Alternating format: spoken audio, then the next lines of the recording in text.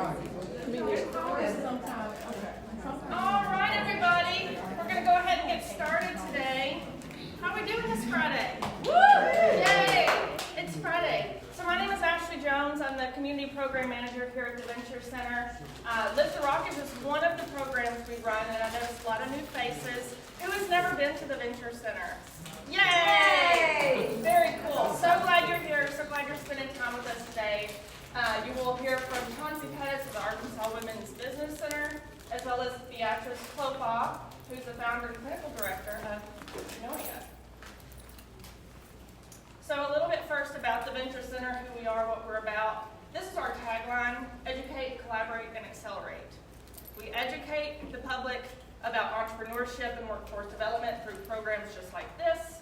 We collaborate with other entrepreneurial support organizations, colleges, businesses, whoever has the same mission that's aligned with ours. And then, of course, we accelerate the companies we work with. And to show you that a little more, we've got a video, so if you'll watch this with me, we'll learn a little more about the Venture Center, if it plays.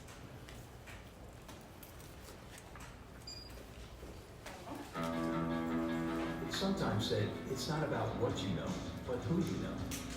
Meet the Venture Center. You can find us on the 6th floor of the city's technology park, in the heart of Little Rock's creative corridor, a hotspot for up-and-coming entrepreneurs who come here to get the connections they need to grow their companies.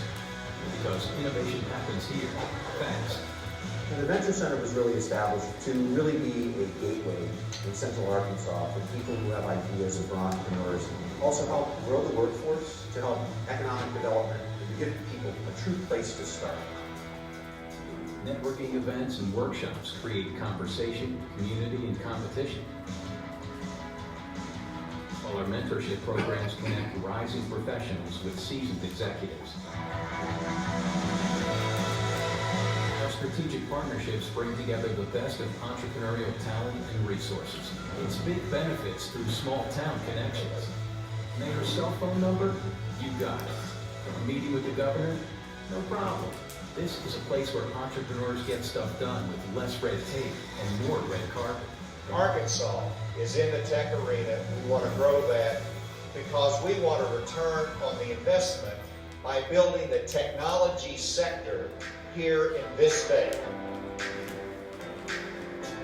Early-stage technology companies from around the world seeking a fast track to success compete for a spot in our accelerators. Why? Because our program puts visionaries in front of VIPs.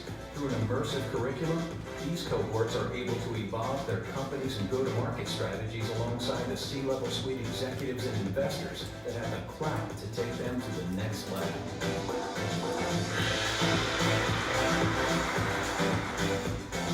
The Venture Center creates connections that are the catalyst for opportunity, and our door is open to those eager to fuel the entrepreneurial engine.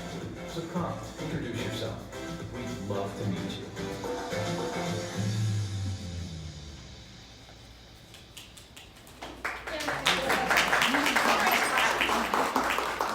So this is an awesome video that shows you a little bit about the Venture Center. It was produced by Stoneward, their 360 Filmworks department, so we're really proud of that.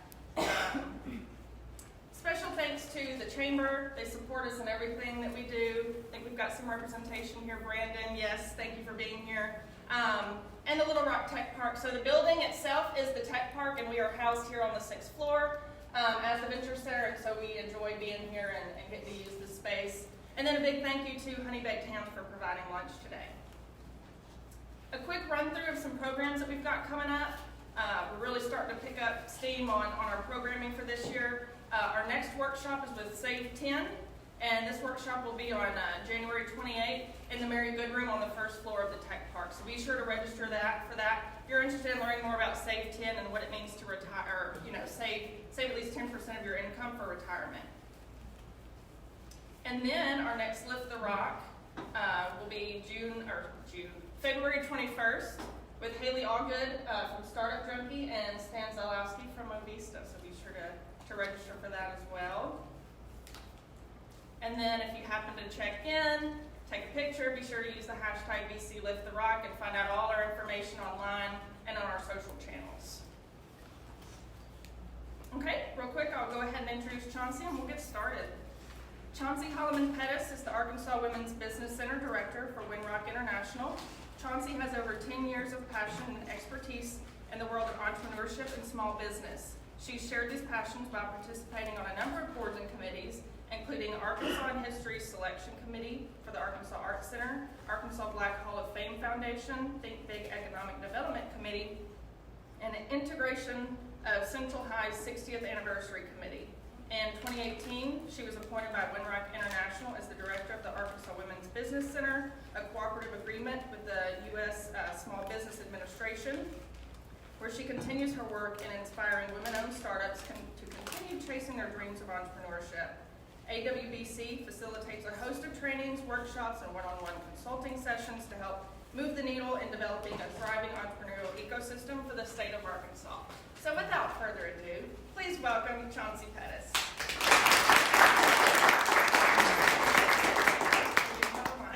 Hey, you got it. It should work. There you go. And to click through, you can use that. Look fit? Yep. There we go. Hi. How's everyone doing? Good. Seeing a couple of faces that I recognize, so it's nice to see everyone. And for those of you who I have not met yet before, my name is Chauncey Pettis, and like Ashley said, I'm the Director of the Arkansas Women's Business Center. So hopefully I'm going to tell you a little bit about the AWBC. Let's hope it all makes sense. But before we get into that, I'm going to tell you just a little brief overview about me personally and what led me to do this work. And so be ready for some kind of goofy slides. All right, so how many of you knew this kid in your neighborhood? Right? Okay. So I was that kid. So from a very early age, I've had a little bit of entrepreneurially inclined drive. So I started my first endeavor when I was about 10, selling candy around the neighborhood. And very quickly, I ran into this face quite a bit. And so, is it too soon for those of you that are Marvel fans? I'm still saying. Here we go again. Yeah, so eventually I kind of aged out of the cuteness of being a little kid selling candy, right? The older you get, the less cute it gets. So then I became this teenager. And so at my high school, I repurposed old clothes, t-shirts and jeans, and made them kind of particular for my classmates. I would put, our classmates' names on it, class of whatever, all that. So I've always been a little bit inclined to find my own way to make my own money. And I started to up my game, and we got a silk press machine. You guys remember those? The big machine, like the huge iron thing, and started designing shirts. And then something really, truly amazing happened for me. I started Harlem Lyrics. So Harlem Lyrics is a Afrocentric line of greeting cards that I started when I was 15 years old. And so for those of you that buy, birthday cards or Mother's Day cards or anything like that, I had a line of greeting cards specifically for individuals in the African American community. I know. In the African American community. And very quickly, I was fortunate enough to get a pretty big fan base and people that loved our products because it was representation in an area that they're not used to be represented in. And we were right around the same time as mahogany. But the difference is that line of greeting cards were very mature. And so we specialize in greeting cards for African American teenagers that enjoy the hip hop community. And some interesting things happened when we developed Harlem Lyrics. We were the first in the nation to create a boyfriend and girlfriend card. It's kind of weird, right? All of us know that there's a stage that goes from I don't know you to marriage. But no one really addresses that, right? In greeting cards. I'm sorry, I got to interrupt. Did you have a greeting card that said something like, you got me straight tripping, or something? Verbatim. Yes. This is so funny. I remember you was proud of you. I don't mean that. Well, right now I'm 30. Okay, so I'm 33, so I'm only a couple of years old. I remember it was in Walmart. And Yeah. I was like, and it motivated me. I'm like, she already got her. And I was with my boyfriend at the time. I was like, I need to start doing it. So you have me straight tripping, boo, which I'm a little bit embarrassed about now. But at the time, it was a pretty current. So you just time-stamped me a little bit. Was a card that was really successful because it just really spoke in a very specific vernacular to a particular community.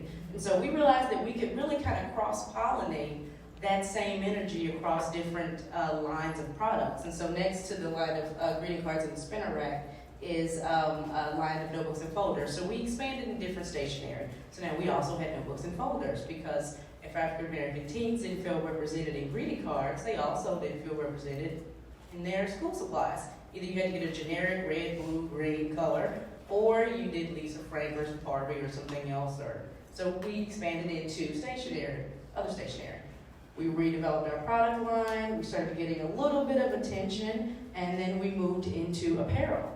And so once we started getting a little bit more attention, we were covered in a couple of magazines that you guys may be familiar with, including Cosmo Girl Magazine, Cosmopolitan, Black Enterprise, and a couple of other chains and TV shows. And so once that picked up, we got a call one day from someone that says, let me just say I really appreciate what you're doing for Black teenage girls.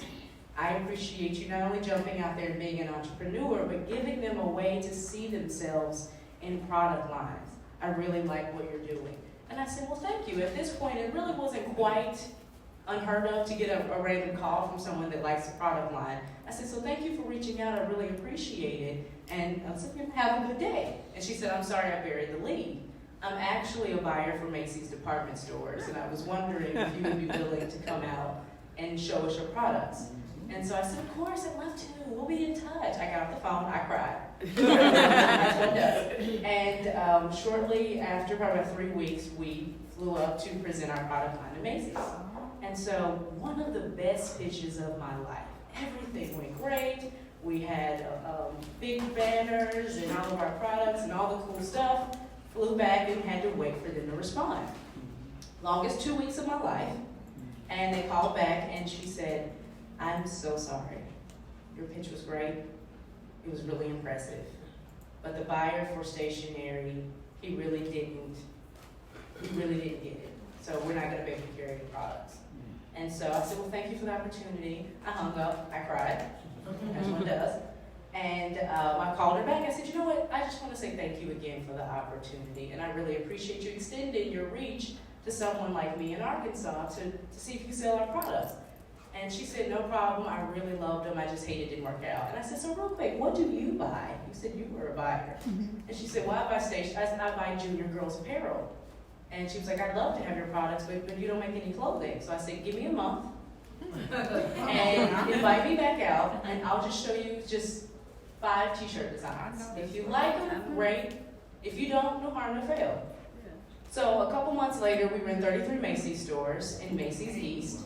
And so I'll take the stamps, thank you. But that was New York, New Jersey, Illinois, that kind of area. And today I am, after a brief stint at the City of Little Rock as the Small Business Development Coordinator, I reinvigorated the Small Business Development Office for the City of Little Rock, giving citizens in Little Rock an opportunity to figure out where the ecosystem is, not connecting, but also running a couple of classes that teaches how to write your own business plan. After a stint there, now I'm at Windrock International as the Director of the Arkansas Women's Business Center. So that is a very quick timeline of me and my love of entrepreneurship and what it does for women's empowerment. And so to tell you a little bit, we're still on me. So I am a 3 times published co-author, and if you care about these kind of things, I went to UCA, and I've also completed programs at the Tuck School of Business at Dartmouth and the University of Virginia Dartmouth School of Business. Now we're at the WBC. All right, so our mission at Windrock is to empower the disadvantaged, increase economic opportunity, and sustain natural resources across the globe. And so we have hundreds of projects around the world doing one of those 3 major plot points. And so we have about 220 active projects in about 50 countries around the world at Windrock International. And we do anything from anti-trafficking in South Sudan to clean water systems in Native American tribes to women's empowerment in Senegal. But we are really unique in an international nonprofit in the sense that we care just as much abroad as we do about our own backyard. And what we found in this work is that really poverty is poverty no matter where you are. And it looks the same for a lot of our rural small towns here in Arkansas.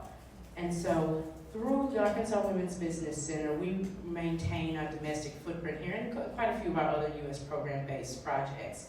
But what we do at the AWBC is that we help women across the state start their own small businesses through not only connecting them to the overall ecosystem, like the Venture Center or the ASBTDC or PTAC or all those other things, connecting them with their local chambers, but we also help them get a better footing as entrepreneurs. So I'm sure many of you here have entrepreneur endeavors, but how many of you have kind of struggled with what's step 1 through 4? Right? Like everyone kind of gives us these overarching ethereal thought processes of how to be better entrepreneurs, but where do business licenses come from? Right? That just very basic first step. And so that's what we try to do through a number of our accelerators. And so the top picture here is our Momentum project that we started our second cohort on Monday. Shout out to one of our sponsors, the Chamber of Commerce. Thanks, guys. So we started that, and it's really one of a kind in the state of Arkansas. We have started the very first accelerator for minority women-owned businesses. And so the entrepreneur ecosystem, although its overarching goal is to help you chase your dream, we do find that it's not as accessible for everyone. And so after attempting to kind of force our AWBC clients on different spaces, we just said we're just going to create our own accelerator. And so we're now on our second cohort of Momentum. And down below is a food truck that took our first class. And they're Trail Sewer, if you have not tried them, they're amazing, particularly their bananas. And so what do we do exactly? How do we help women entrepreneurs? So we provide one-on-one training and one-on-one counseling where we work with you directly to progress your business. But we also do, let's get that one, we also do small group trainings and workshops. Current capacity study is a really nice way of saying, here's what you want to do, but here's what you actually can do right now. Right? I mean, it's really great that you want to start a hotel on the moon, but let's maybe do something here first. Right? And so sometimes you just need someone on the outside to say, okay, here's what you actually have the capacity to do right now, and then let's build to that bigger dream. Proof of concept markets we're really proud of. And so the Arkansas Women's Business Center hosts 2 proof of concept markets a year. We do, and they're both in El Dorado, which is our headquarters. We have a headquarters in El Dorado and a satellite office here in Little Rock, trying our best to be statewide. And so our proof of concept markets are kind of your traditional expo. For those of you that have just kind of been to where everyone has a booth set up selling their products or services. But we kind of take that concept and turn it on its head just a little bit. So all of our attendees are aware that our small business owners will ask you questions about what you bought or why you didn't buy it or what made you put that back down. And our vendors are encouraged, because most of them are AWBC clients, and they're encouraged to get customer discovery interviews during the buying process. And so what's really great about that is not only do we give our clients the opportunity to just increase their sales, because if you're not an entrepreneur to make money, then we need to maybe go back to the drawing board and some terminology. But not only increase their sales, but figure out what's good or what's not good about their product offering and where they need to pivot that. Because sometimes you don't know what you don't know until you actually get in front of your customers and ask them. We've had one great example of that is I had a vendor at our mistletoe market, which is in November. She made jewelry, custom jewelry, and she was selling really great with her earrings and her necklaces, but couldn't figure out why her bracelets wouldn't sell. And so at our mistletoe market, she took the time to ask quite a few of our attendees, hey, I saw that you picked this bracelet up a bunch of times, but you put it back down. If you don't mind me asking, tell me about your thoughts that you're having. And she said, well, it's beautiful, I'd love to have it, but it's huge. She said, I'd have to wear it all the way up here because it's just too wide. And she said, she looked at her wrist, and she looked at her client's wrist, like a potential customer, and she looked at hers, and she looked at hers again. And she said, okay, thank you. She asked this question a couple of more times, same result. She was a bigger individual than the average woman that was trying to buy her jewelry. And so she made her products to fit herself and realized that she took herself, she was costing herself a lot of business. So she said, this is nothing I would have never gotten this information. So thank you guys for what you do. And so now she has changed her product offering just by pivoting the circumference of her bracelets. And now they're really successful. Market feasibility studies, but we really kind of sub you out to the ASBTDC if you guys are familiar with them. Are you guys familiar with the ASBTDC? They're much better at that than we are. And so we send you their way because they have phenomenal software, but also enhanced lead to capital investment. And so what we mean by this is that we are SBA resource partners. And so we get you ready to go after that traditional loan. But we hope to put you in partnership with the SBA before you go in front of your bank. Because what the SBA guaranteed loans do is that's not a guarantee for you, the small business owner, that you'll get the loan. It's a guarantee for the bank that, hey, this person disappears, we guarantee we'll pay back a certain amount of this money. So we help you lower the risk of loaning to you as a small business owner through helping you connect with SBA partners. All right, so here's some quick stats about what we've done so far. And so the that's not me. The AWBC has entered into our 10th year, and since our beginning, we've helped 1,400 women across the state of Arkansas. We have clients in 53 counties, which is not bad for a 75-county state. And we have helped create and retain 61, we've helped start 61 businesses across the state of Arkansas, and that's a two-pronged step for us. We don't just count if you believe you started a business. You have to have registered yourself with a legal entity, whether that's an LLC with the state or business license in your city, but you also have to have gotten a sale. And so once you've done those two things, we count you as a business startup. And then we've helped create and retain over 150 jobs in the state. And so that number we track a little differently as well. We don't count you as the entrepreneur until you do this full time, or if you're still splitting between that 9 to 5 that you cannot let go of yet, which is a lot of us. If you hire someone part-time, we count that individual. And so that number would be a lot higher if we counted those of us that are afraid to let go of that full-time job. And we've helped our clients raise over $500,000 in technical assistance and access to capital. So we do that either through those traditional loans that we talked about, or we help you with pitching for pitch competitions. We help you through technical assistance dollars, which we give out through some of our momentums and our other cohorts that we work with. And so here's just some things that we track that let us know that we're doing well. We count unique clients, business stars, and capital infusion, but we also track new partnerships. We want to connect with other people that work with entrepreneurs that need to help them figure out how to get to resources and how to get to that next step in development. So it's not only other entrepreneur support organizations, but it's municipalities, it's schools, programs, after-school programs. We have a great partnership with Upper Bound that we host a youth entrepreneurship week every summer in El Dorado. All right, that's pretty self-explanatory, but our clients who we're looking for are mostly women entrepreneurs, although we do have the occasional guy client. Aspiring entrepreneurs that just don't know how to start. How do I get this off the ground? But we also work with existing business owners. People that have been in business for 5 years and they've kind of plateaued. And so they don't know how they can break through where this current growth curve. How do I get to the next step? What am I missing? And youth entrepreneurship. We typically like individuals that are skill or trade based, looking to raise their household income and want to do this full time. We do a lot of work in our small towns in Arkansas, and so we help a lot of people that work in our rural areas that have a skill or a trade, but they don't really know how to step out and do that on their own. We have a lot of people that have cosmetology license, people that have healthcare degrees, whether they're nurses or CNAs, and they just don't know how to do this on their own, and so we help them build those businesses. And speaking of which, the bottom picture is one of our RNs that started her own adult daycare center, and now she does in-home care across the state as well. She, like every other nurse that we have in our family, felt underappreciated, underutilized, and so not only did she start this business for herself, but through a little bit of help with us, now she does in-home care, and she's hired over 50 other women and nurses so they can get that same amount of empowerment.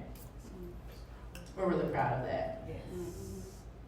All right, so we help our clients register their entities, whether that's an article of incorporation or organization that takes the form of an S Corp, C Corp, LLCs, all those things we know.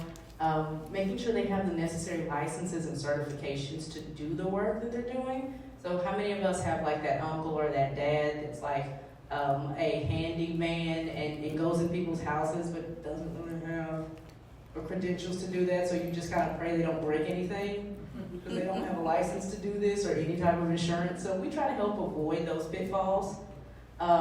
Increased awareness and the completion of a Lean Canvas. So our counseling approach is through the Lean Canvas. We usually take that model and apply it to all of our clients, and helping you think your process through and making sure that it's feasible, hopefully with the least amount of time and the least amount of dollars. And that's kind of what we do at the AWVC. So, quick pitch. We have our Momentum Pitch Day coming up March 2nd at the Innovation Hub. More details to come. I would love to see you all there. Momentum, oh, somebody recognizes some faces. So Momentum, again, is the first of its kind in the state. It's a minority business accelerator for women. And we go over not only the Lean Canvas, but marketing assistance, financial assistance. What else do we cover?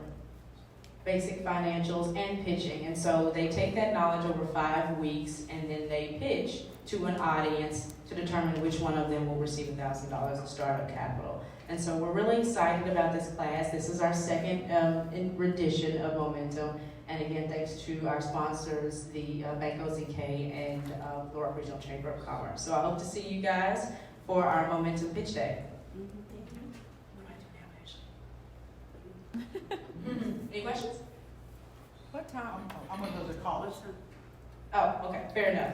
So, do I know how to go back? So it's free and open to the public, Momentum Pitch Day, and so we hope we have you there too. But in order to get our services with the Arkansas Women's Business Center, we are absolutely no cost. And so you can sign up, and it usually takes a week to put you on our calendar, and we can start consulting with you. We say no cost as opposed to free, because again, we're funded by SBA, so you already paid for it. So get your money's worth. Any other question? Is it too late to join the pitch? Momentum? Yeah, so the pitch day for Momentum is only for participants that are participating in the Momentum project. And so, but we hope to do another Momentum somewhere in the summer. At what time? It is at You didn't have a time up there. 6. Is it 6? Thank you so much. 6 to 8, 6 to 8. March 2nd at the Innovation Hub. And then the Momentum Project, you say y'all start that up and you're gonna start up another one in the summer, but how do you apply for that? Where is that found? So if you like our Facebook page, it's Arkansas Women's Business Center. We always post programming that we're doing there. It's the best way to get in touch with us. But also here's general contact information for us on our webpage. But Facebook's the best way to monitor what we have going on at the time. We're also running a really exciting cohort in the right now in Pine Bluff called Fruitpreneur, and we're working with food-based businesses and small farmers. They'll have a demo day too, but it'll be in Pine. Any other questions? Okay. Well, thank you guys.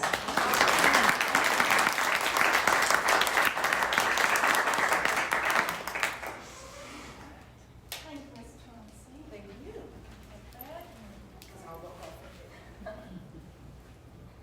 All right. Up next, I'll tell you a little bit about Beatrice. She is the founder and clinical director of Unoya Therapy and Self-Development located in downtown Little Rock. She's an experienced therapist who has a heart for women experiencing a variety of issues common to life.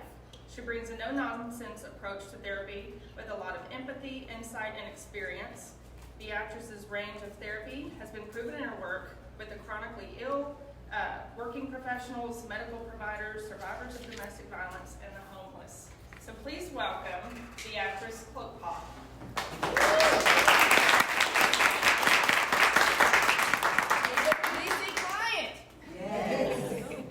So thankful for Chauncey. Thank you all so much for being here and for having me. Hey, Jennifer.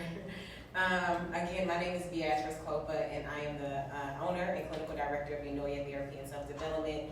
And I am very excited about this opportunity to share with you a little bit about my entrepreneurial journey. So when I got the email and the request to be one of the speakers, they asked me to share with you about my journey as an entrepreneur, some of the success and challenges that I've experienced. So that's kind of what the frame of reference of my talk will be about today. And so as I thought about that, I felt like the title Lemonade was very fitting to describe my journey so far as an entrepreneur. I have been in full-time entrepreneurship for almost 2 years now, exactly 20 months right now. So I'm approaching that 2-year mark, but Lemonade is definitely what I have made out of this time in my journey so far. So, and I'll tell you a little bit about that here in a minute. Yonoya, that is a pronunciation and the meaning of my business name. Yonoya was not the name of my business when I first started here in the Little Rock area. Yonoya means well-minded, beautiful thinking. And it really is a representation of the work that I do with my clients and even the journey personally that I'm on. And so when I made the decision to change the name of my business, I did ask for the input and the advice of my clients to allow them to be a part of this journey of change and growth that I was on, which was very difficult. And I'll share a little bit about that with you as well. So just to give you a few highlights of my presentation, I'm going to share with you about my spirit animal. I never thought that I had one, but apparently I do. How I got started, 3 steps that I've learned to practice and I still practice to maintain my sanity and being a business owner and dealing with life changes at the same time. And then some of the success and challenges, and then some golden nuggets. And I'll drop those throughout the presentation to pick them up. And you take what works for you and leave the rest, okay? So, but before I get to my spirit animal, I just want to share with you a little bit about what brought me to the place of deciding that I wanted to do therapy and going to private practice full time. And one of those reasons is I started off as a social worker. I was doing community-based social work in Houston. And while I was doing that, I was integrating therapy with them as well. But then once I transitioned out of community-based work, I started working with medical providers at Memorial Hermann, which is one of the largest trauma hospitals in the city of Houston. And so I was working with some of the doctors and nurses, hospital administrators, and even the lay staff at the hospital. And when I thought about it, when I really took an evaluation, I realized my clients who are chronically homeless, addicted to substances, dealing with all these issues, a lot of their issues were very similar to the providers that I was working with in the hospital. The only difference is we can hold together a little better. We can keep a job, we have a home to go to, and we have finances and resources. But they were also dealing with suicidal ideation. They were dealing with mental illness. They were dealing with depressive symptoms, anxiety, substance abuse, you name it. And so that's really what gave me a heart for working professionals, because I realized we are suffering out in the open, right? We can just put our faces on and put our clothes on and look really together, but we're human like everybody else. Just because we have a salary, right, or we have a degree or letters behind our name doesn't change the fact that we deal with life like everyone else. Mm-hmm. So that is how I've identified my niche in the population that I serve. So, to my spirit animal, let me first ask you all, how many entrepreneurs are in the room? Okay, so there are quite a few. Okay, good. So we have some entrepreneurs. Out of you all, and even other of you who are not entrepreneurs, who would say that you would consider yourself a big dreamer? Okay, good. I wasn't one of y'all. I wasn't one of y'all. I would not have raised I may have raised my hand just to, be a big dreamer, but I wasn't that. I wasn't that at all. So for those of you who are here who may not be a big dreamer, who may be intimidated at the idea of dreaming big, right? Because there are people like that. I know that because I was one.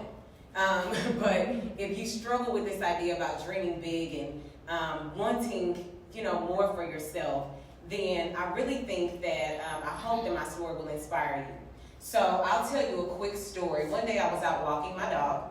He's a boxer, and he was walking, and he's a pretty big dog, so you pretty much go where he takes you. Mm-hmm. And we were walking, and I looked down in the grass, and this was one of those mornings.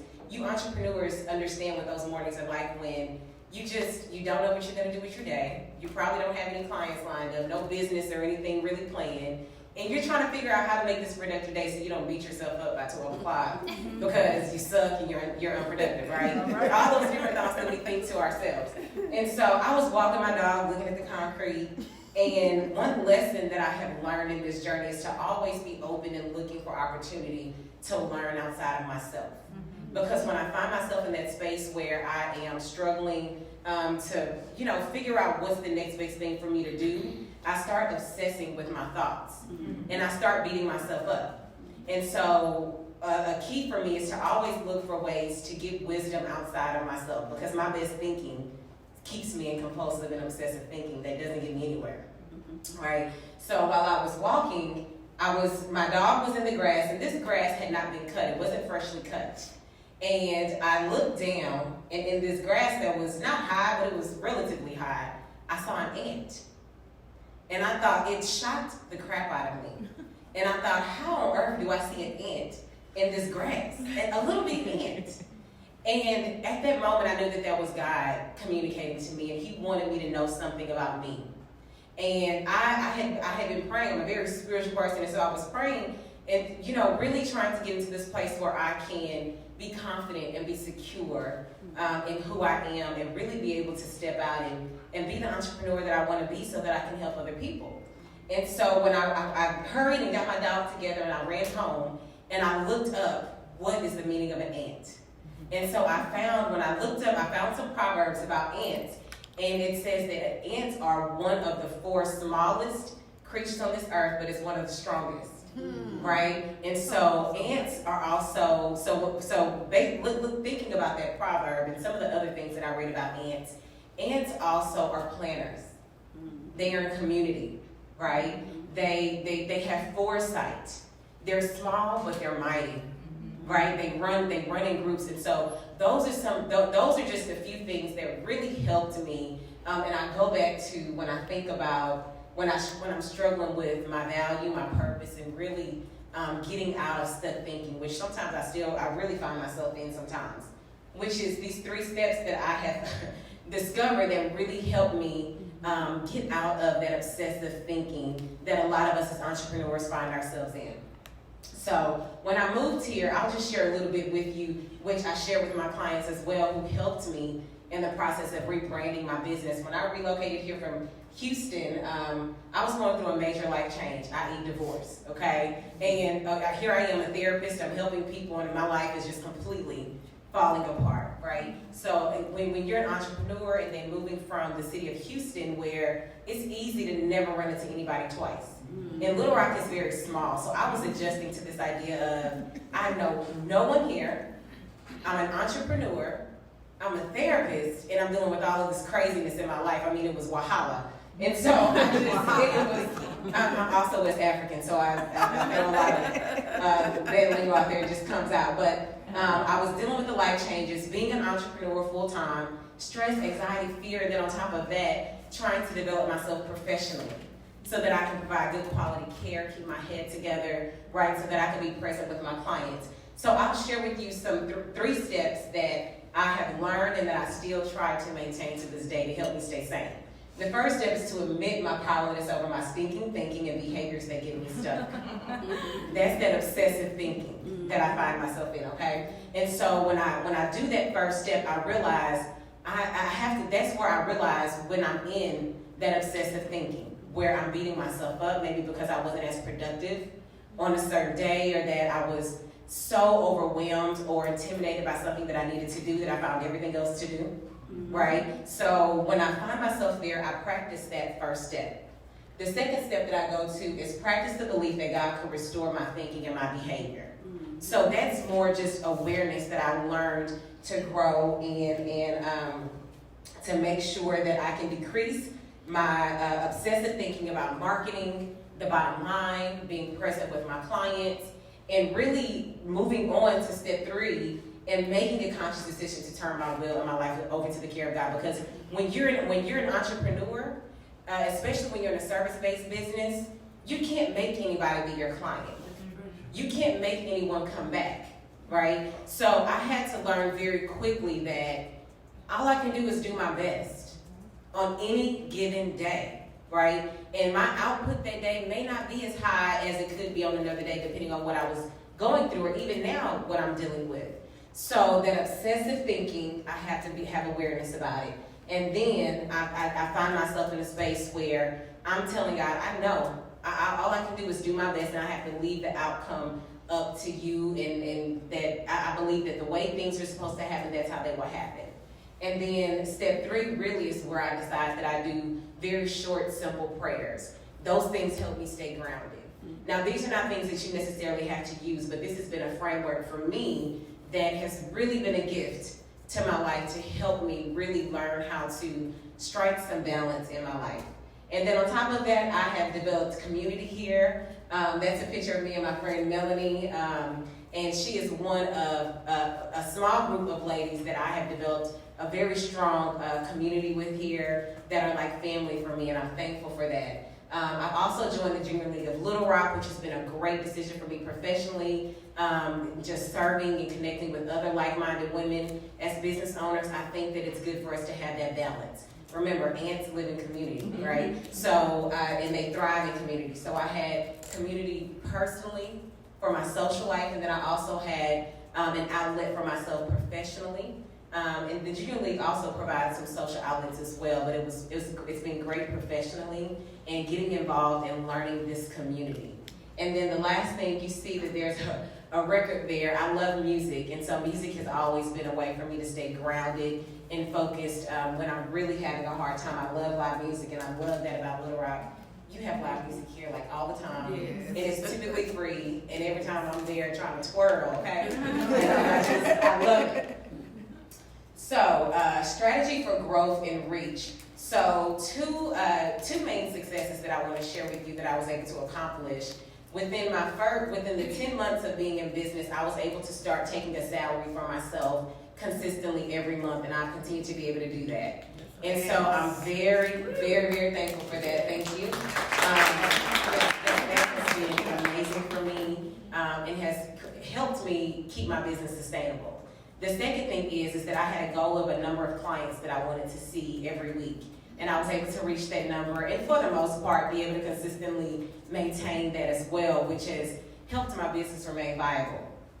But I want to share with you some success and struggles that I have also experienced in my first year and a half or so of business. So the first thing, I knew that I didn't want to necessarily be in the office seeing clients face to face all day, every day. I knew that very quickly. I knew that I wanted other ways to reach people, and I wanted other streams of income, to be quite frank with you. Okay, so we always have to think about that, which has been a struggle for me as well, being a therapist, and then you have to think about your bottom line as well. Those are things that we have to consider. So business-to-business contracts has been my main focus to develop another stream of income for me. I worked on that for about a year, and then I was finally able to get that contract at the end of last year. And Chauncey played a large role in helping me with that and getting over a lot of my stinking thinking, so thank you. But I did get the contract. Right now what I'm struggling with is scaling it. Finding ways to make this contract, this program viable, and being able to be in a place to hire other therapists to help me scale and grow this business. And so right now that's kind of what I'm working on and really trying to get ahead of and find ways to help people and have a greater reach without burning myself out at the same time. Private clients, that has been my bread and butter right now, and it's really been the reason why I get up every morning, because I absolutely love working with my clients one-on-one. And so the successes that I have been able to maintain and actually acquire the client, my target niche client, right, my ideal client. I am working with the people that I want to work with, right? And that's important as entrepreneurs, is that, especially when you're in the service-based business, you want to make sure you work with your ideal client, because that's going to help you keep your fuel, right? So you don't get burned out working with people who necessarily don't fit your thing, right? It's not really your vibe. And so I'm very happy about that. But one of the things that I'm struggling with is balancing the hat of trying to grow my business and having another stream of income, but also continuing to give my clients the same quality of service. So I pride myself in really trying to create a very high-end, custom therapeutic experience for my clients. That's very important to me. Some of my clients do online journal entries, and I read their journals, right? And we can have dialogue back and forth. So my clients have very close connection with me. That's important. And I think when we're in business and we start growing, it's easy to start dropping the ball. I've had several clients that have come and say, oh, I love my therapist, but then they grew and I wasn't, the quality changed, right? Or, they weren't as on top of it like they were at one point. And I can empathize with that former therapist of where they were. But it's that constant reminder for me that, Beatrice, this is your first heart, right? This is the reason why you are in business. This is the reason why you're even doing this in the first place. And so it's very important to me to try to keep my head together and keep my focus so that I can continue to provide the same level of quality service that I've been giving my clients, and that has helped me remain viable and grow and have very good, strong referrals. The next thing is I would like to eventually become an employer and create jobs here in the city by hiring therapists either as W-2 employees or even as contractors to scale and grow my practice and develop a reach even further here in the Central Arkansas area. And so that is kind of where I am and what I'm looking at in terms of my strategy for growth and reach, and then some of the success and challenges that I'm dealing with that I'm sure many of you can identify with as well. So, some golden nuggets, that's a huge lemon, but we can make some lemonade that tastes just like Chick-fil-A. People love Chick-fil-A lemonade. Mine's is better than Chick-fil-A lemonade. You got some honey in there, But so a few things that I want to share with you is to stay in your lane. When I came here, I went to so many networking events, and I had a lot of fun. It was a great outlet for me because of all the crap that I was going through. I mean, life was quite terrible for a while. So I want to encourage you to stay in your lane, not try to keep up with social media, and not get caught up in what everyone else is doing. Find your purpose. What is it that grounds you and keeps you focused on why you're doing what you're doing? The other thing is to do things with intention. Last year I struggled with this. This year I'm going to try to be even more aware and purposeful about this, but doing things with intention because your time and your energy are very valuable. And even if you aren't having major life changes like I was going through, life can just throw us a curveball, period. So even if you don't have any major stresses going on, do what you want to do with your free time. You don't have to say yes to every single thing. Because it's easy to live and breathe your business and thinking about the next thing, and we just start future tripping over stuff that we really don't have control over. So again, it takes me back to that space of surrender. Do your best on any given day and leave the rest up to God. Really, I mean, that's kind of where I am. And then radical self-acceptance. I share this with you because it's something that I have been forced to live with, but then also I'm being intentional about living with as well, because when you're an entrepreneur, when you go through life changes, or even when you're making adjustments within your business or your strategy, it's public, right? If you're on social media anyway, people are going to know when you change the name of your business, your last name changed, or if you've gone out of business, or if you started a whole different type of business. Be okay with that change. And it can be hard to be okay with that change. I really understand that in a very deep way. It can be hard to be okay with that change. But at the end of the day, people are going to run their own course. So why not run your own? They're going to talk either way it goes. So be okay with your story. And if you're struggling with your story, that's okay too. You don't have to share it until you're ready. Because quite frankly, social media and sometimes people try to make you feel guilty because you haven't shared your story, but share it when you're ready. This is your business, this is your race. The other thing is find what grounds you. For me, those 3 steps are what I try to go back to. It may not always be very lined out like I lined it out for you, but that's pretty much the process of what I go through, is to try to get out of my head. And when the outcome of those things, of getting out of my head with the obsessive thinking, giving it over to God, doing those short, simple prayers, it helps me regain my focus and my purpose so that I can actually make some progress. Because I can run in a circle for 24 hours and then beat myself up again because I haven't done anything. But really those steps help reground me and get me off of that hamster wheel. So I hope that something that I have shared with you is helpful for you. This has pretty much been my journey in a nutshell. There's been a lot of change for me, but it has really helped me grow and develop and become a person that I didn't even know I had the capacity to be. So it brings me back to this idea of not being a big dreamer, right? For those of you in the room, even if you raise your hands and you struggle with fear about dreaming big or really believing more in yourself, keep living. Keep looking for opportunity for something outside of yourself to speak to you, to give you wisdom and guidance, because it's always there. There's always opportunities to learn and grow, and that has been a staple for me. So yes, let's talk. Here's some information where you can connect with me. That's my email, phone number, website, and then I also have my social media there. Are there any questions at all? Anybody have questions? Are you taking clients? I'm just curious. I am taking clients. And I accept Blue Cross Blue Shield and Ambetter. And then I also have private pay. Amen. Yeah. Good question. Thank you. Any other questions?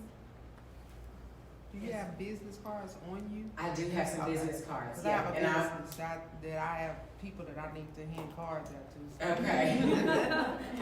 Okay. Send them my way. Yes. Do you work with children? I do not work with children. I don't, but I can provide you some good referrals. If anyone ever needs a good referral, I also do that as well. I can try to connect you with folks in the community that may be a good fit for you. But I specifically work with adults, individuals and couples. Any other questions?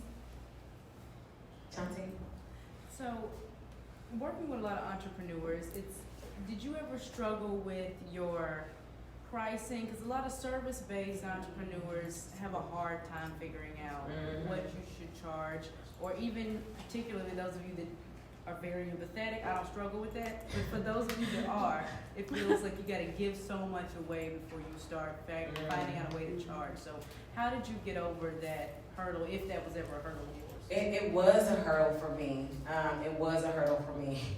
So how did I get over that? You know, it took a lot of really testing the market, really, especially with my private pay clients, to see what are people willing to pay and what am I willing really to share my expertise for.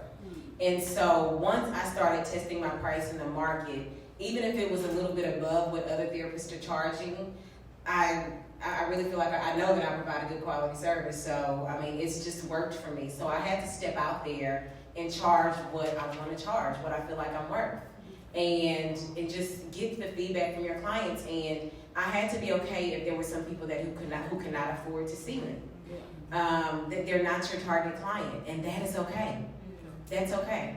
Being someone that was formerly a social worker, it's easy to be like, oh, well, but I'm not a social worker anymore, but there.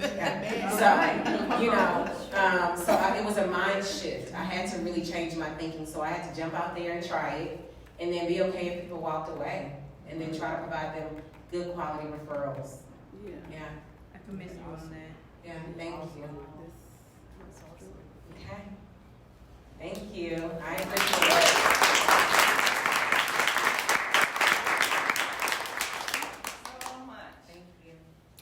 When we started Lift the Rock, it was all about, okay, we would love to give people a platform to, showcase the economic development resources here in Arkansas and share a local success story. But a byproduct of that, of a really good presentation, is that they inspire the people in the room. And I saw a lot of heads nodding in the back, so I know a lot of you are going to leave here inspired today, so that's really great. Again, just a reminder, check out our website. We've got a ton more programs lined up for 2020. You're invited to all of them. We'll feed you. There is also a ton of food left in the back, so be sure to take a to-go plate if you want. Feel free to connect. There's a few more minutes left, and I hope you have a great Friday. Thank you.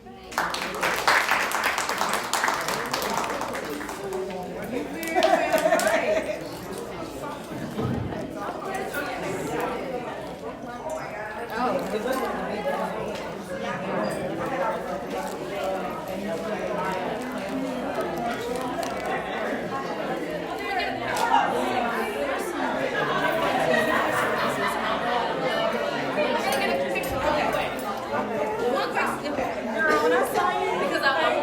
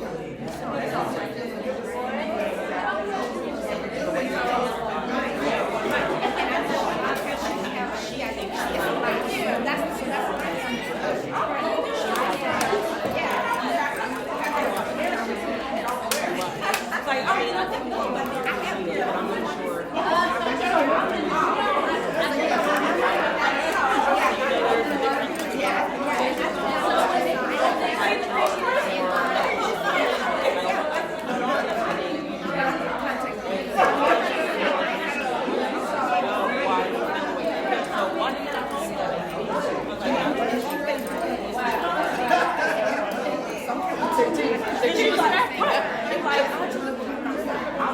now I know. I would love to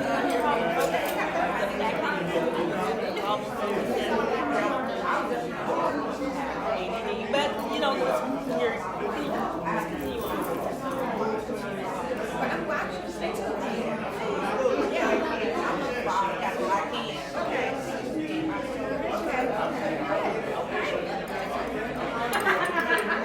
Yes. I don't remember how it came up, but